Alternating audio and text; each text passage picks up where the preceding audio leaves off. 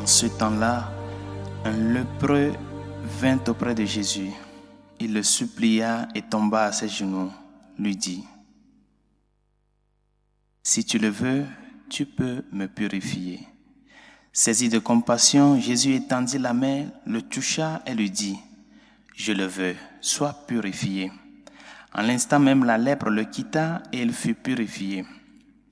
Avec fermeté, Jésus le renvoya aussitôt en lui disant: « Attention, ne dis rien à personne, mais va te montrer au prêtre et donne pour ta purification ce que Moïse a prescrit dans la loi. Cela sera pour les gens un témoignage. » Une fois parti, cet homme se mit à proclamer et à répandre la nouvelle, de sorte que Jésus ne pouvait plus entrer ouvertement dans une ville, mais restait à l'écart dans des endroits déserts. De partout, cependant, on venait à lui. Acclamons la parole de Dieu. Louange à toi, Seigneur.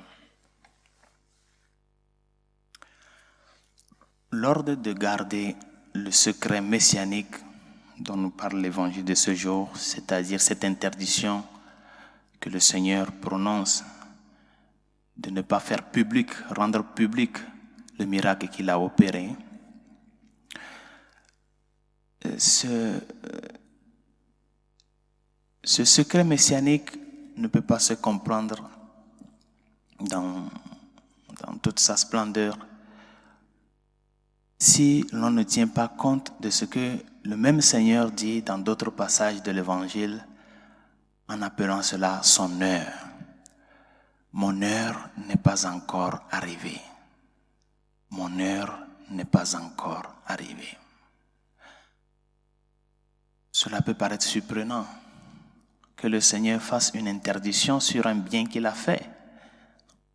Un bien qui a été opéré, il faut l'annoncer, c'est une grande joie. Les gens doivent s'en rendre compte. Il y a eu quelque chose de grand qui s'est produit. Non? Mais le Seigneur dit de garder silence. Parce que sa mission ne se résume pas seulement à ce miracle-là. Sa mission ne se résume pas seulement à ce lépreux. Mais sa mission est universelle.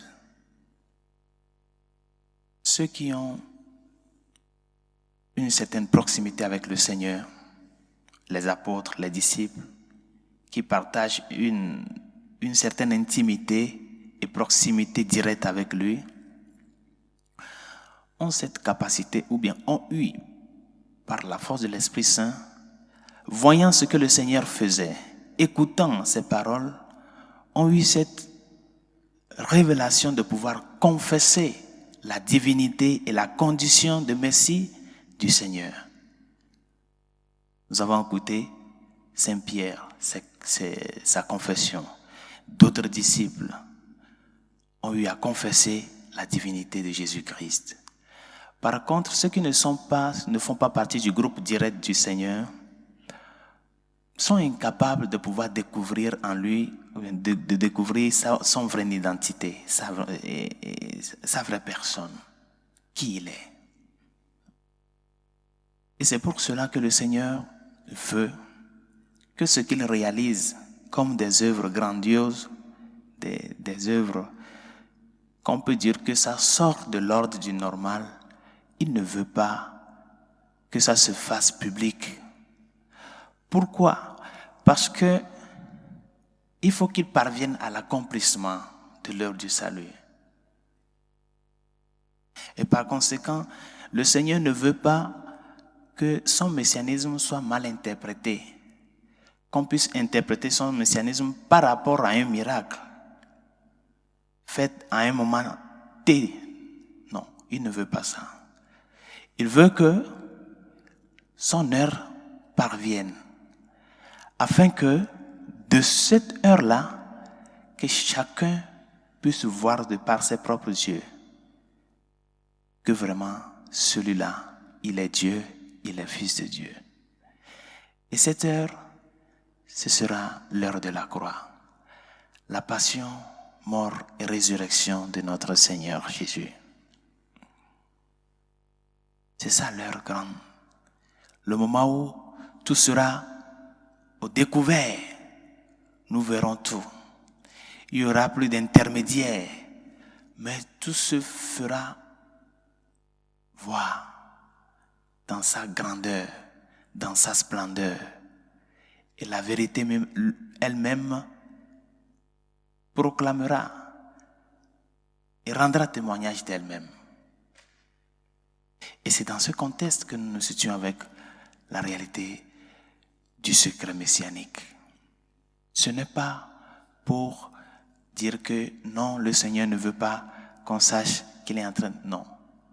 Mais c'est qu'il ne veut pas que l'attention des gens soit fixée sur seulement un petit miracle qu'il a fait.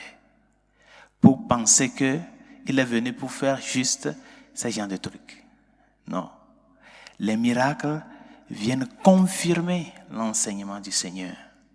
Et c'est pour cela que dans tout miracle, il faut qu'il y ait cette antériorité qui se donne dans la foi de la personne qui demande cela. Crois-tu que je peux le faire? Il y a la foi qui précède l'acte que le Seigneur fait.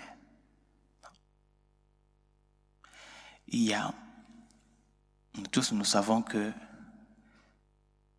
le mensonge est un péché, c'est-à-dire dire quelque chose qui n'est pas vrai. C'est un péché. Et ça, nous tous, nous le savons. Mais il y a un autre péché aussi que des fois nous oublions, qui est le péché de la médisance. C'est-à-dire de dire ce qui est vrai, c'est bien vrai, non? Que ce que tu es en train de raconter là, c'est vrai, mais de le dire à un moment qui n'est pas opportun. Est-ce que ça vaut la peine que tu le dises? Bien sûr que c'est vrai, mais est-ce que ça vaut la peine que tu le dises à telle ou telle personne? Parce que quoi?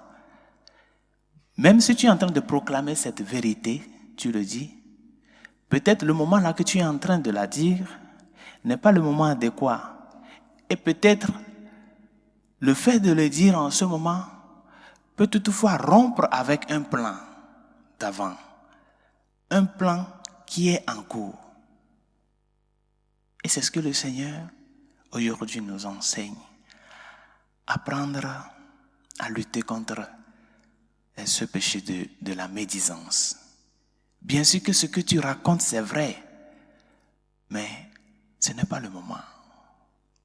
Ce n'est pas le moment. Le moment viendra que tout sera au découvert. C'est ça ce que nous sommes aussi appelés à vivre dans notre vie de tous les jours. Ne pas chercher toujours à se faire à se faire voir, non, le faire voir, la célébrité. C'est ce que le Seigneur fut. Il ne veut pas que les gens le prennent comme un grand quelqu'un. Non, je suis venu pour autre chose. Sauver l'humanité, le genre humain. Par conséquent, je dois parvenir à la fin. Et sachant déjà qu'il y a des détracteurs qui ne veulent pas qu'il parvienne à la fin de cette mission, c'est pour cela qu'il dit, ne le dis à personne. Ne le dis à personne. Demandons-lui au cours de cette Eucharistie de nous aider à ce que notre franchise dans notre vie de foi soit cette franchise qui est fondée sur l'amour et la compassion. Même si cette franchise, nous la vivons et nous l'exprimons de par notre vie de tous les jours, que nous ne la faisons pas pour pouvoir détruire le plan de Dieu. C'est vrai ce que tu dis, mais peut-être ce n'est pas le moment. Qui nous aide à pouvoir discerner, à pouvoir à avoir cette capacité de pouvoir discerner les signes des temps, les moments adéquats, de pouvoir proclamer son amour. Bien sûr que nous sommes appelés à le faire de par notre vie de tous les jours, mais que ce que nous faisons, bien que ça rentre dans la logique de pouvoir rendre témoignage, que notre témoignage ne se transforme pas en une gloire pour nous, ne se transforme pas en un faire voir, mais surtout le faire connaître à lui. C'est l'essentiel. Que sa grâce nous y aide.